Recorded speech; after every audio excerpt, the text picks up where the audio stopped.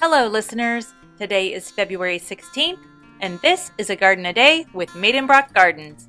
Thank you for listening. Voltaire called him the Philosopher King. Some called him the Potato King. The Prussian people called him Old Fritz.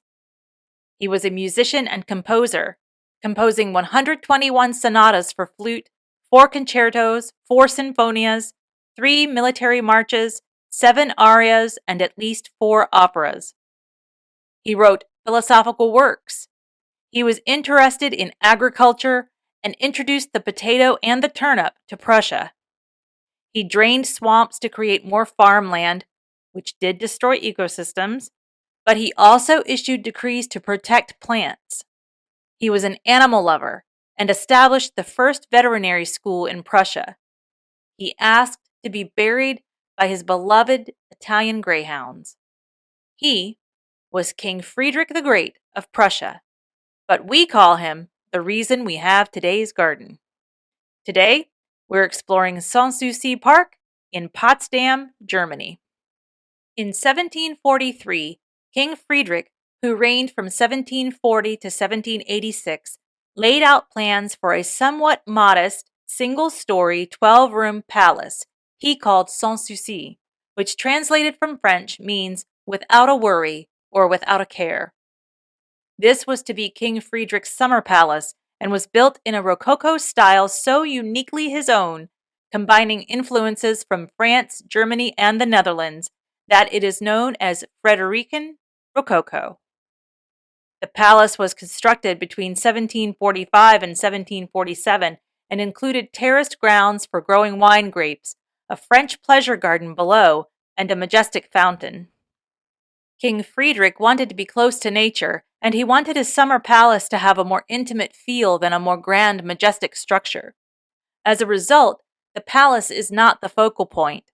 No matter where one stands in Sanssouci Park, it is impossible to see all of the palace. Instead, the eye is drawn to the plants growing on the terraces and the many blooms within the park.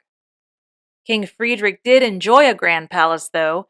He began the construction of the new palace just a short distance from Sanssouci in 1763. The palace was completed in 1769. The new palace was built in varying forms of Baroque style.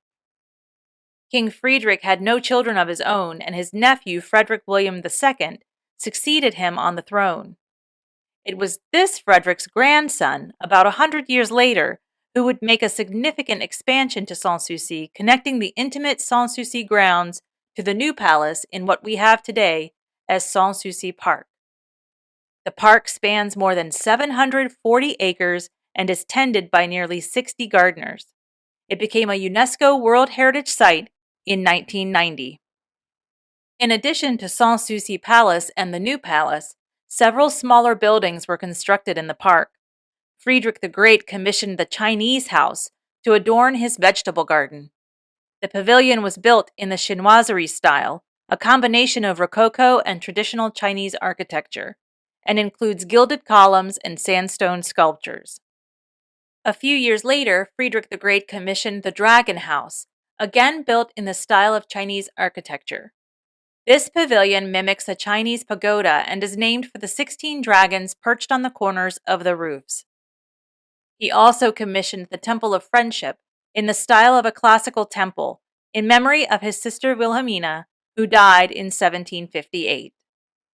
Other notable features of the park include Neptune's Grotto, also built in the Rococo style, that includes a statue of Neptune and an ornate enclosure featuring shells cascading down in the flow of a waterfall. And the obelisk entrance that was actually used as the exit point during Friedrich the Great's time at the palace.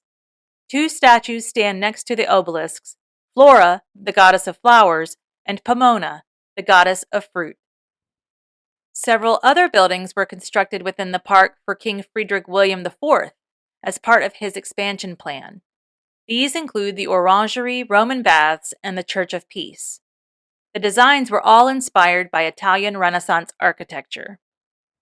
The Orangery was completed in 1864 to house exotic plants during cold Prussian winters. Today, the Orangery serves as a museum and gallery, but also does house a few plants in winter. The Roman baths are not authentic, but they were inspired by ancient Roman architecture. The Church of Peace was completed in 1854. It includes the final resting place for King Frederick William IV and his wife, Elizabeth Ludovica. The park contains over 1,000 sculptures, and the pleasure garden at Sanssouci Palace alone contains more than 230,000 plants. The palace is open all year, but the garden is in its glory between May and October, with June being probably the best month for the garden to look its best. The buildings require tickets for entry, but the park is open to visitors for free. Well, that's about it for today. I hope you've enjoyed today's garden. Thank you so much for listening. Join me tomorrow to find out where we're going next. I release a new episode every single day. As a reminder, you can learn more about the gardens featured on A Garden a Day by clicking on the links in the notes or by visiting our website, agardenaday.com. And if you like A Garden a Day, and I hope you do, please consider liking, subscribing, and telling your friends. If you're able, please also consider giving us a 5-star review. It lets me know you like the show, and it also helps others find the podcast. I really do appreciate your support. If all goes well, I'll be right back here tomorrow. See you then.